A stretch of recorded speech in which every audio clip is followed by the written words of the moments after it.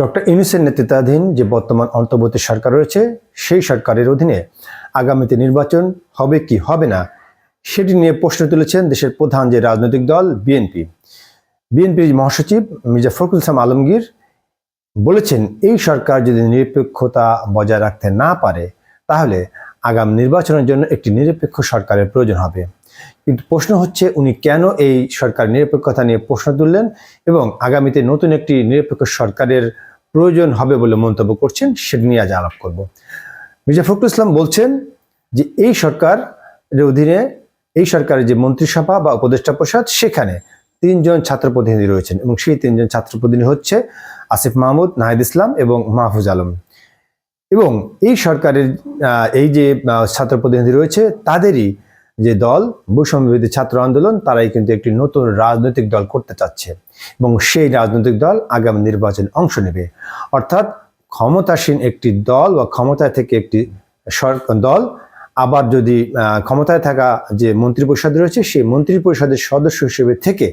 একটি রাজনৈতিক দল যদি করা হয়, তাহলে আমরা যে কিংস পার্টি বলছি, ক্ষমতায় থেকে রাজনীতি করা, কিংস পার্টি গঠন করা, সেটি সমালোচনা কিন্তু দীর্ঘদিন ধরে বাংলাদেশে চলছে।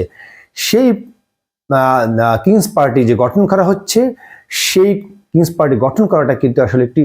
নৈতিকভাবে যায় না। অর্থাৎ ক্ষমতায় থেকে রাজনৈতিক দল করা মানে হচ্ছে সরকারের বিভিন্ন সমর্থন, সহযোগিতা সহ বিভিন্ন ধরনের যে ভাবে সহায়তা করে থাকে, সেটি কিন্তু নৈতিকভাবে কিন্তু এই কাজটি করা যায় না। সে কারণে কিন্তু মির্জা ফখরুল ইসলাম আলমগীর এই প্রশ্ন তুলছেন। অর্থাৎ এই সরকারের অধীনে নির্বাচন হওয়া নিয়ে কিন্তু এখন আমরা স্পষ্ট একটি সংশয় দেখতে পাচ্ছি এবং যদি নির্বাচন হয়েও থাকে তাহলে এই সরকারের যে উপদেষ্টা নাহিদ ইসলাম, আসিফ মাহমুদ এবং মাহফুজ আলমকে কিন্তু আমরা আগামীতে এই উপদেষ্টা পদে আর দেখছি না, এটি স্পষ্ট এবং সেই ইঙ্গিত কিন্তু মির্জা ফখরুল ইসলাম আলমগীর দিয়ে রেখেছেন। এবং এই সরকার যে নিরপেক্ষ আচরণ করছে না সেটিও কিন্তু তিনি বলেছেন, কারণ তার কথা হচ্ছে নিরপেক্ষ আচরণ বা নিরপেক্ষ সরকারের অধীনে যে নির্বাচনের আমরা দীর্ঘদিন ধরে দাবি করে আসছিলাম তত্ত্বাবধায়ক সরকারের অধীনে, সেই তত্ত্বাবধায়ক সরকারের যে ক্যারেক্টার বা তত্ত্বাবধায়ক সরকারগুলোর যে ধরনের আচরণ,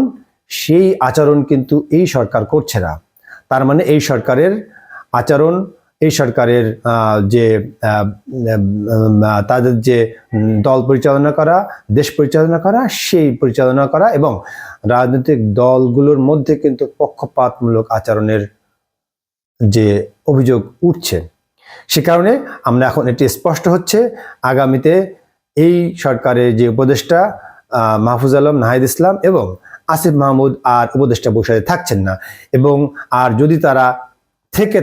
থেকে থাকেন তাহলে এই সরকারের অধীনে বিএনপি সহ তার সমমনা সব রাজনৈতিক দল তারা কিন্তু নির্বাচনে অংশ নিচ্ছে না, সেটিও আজ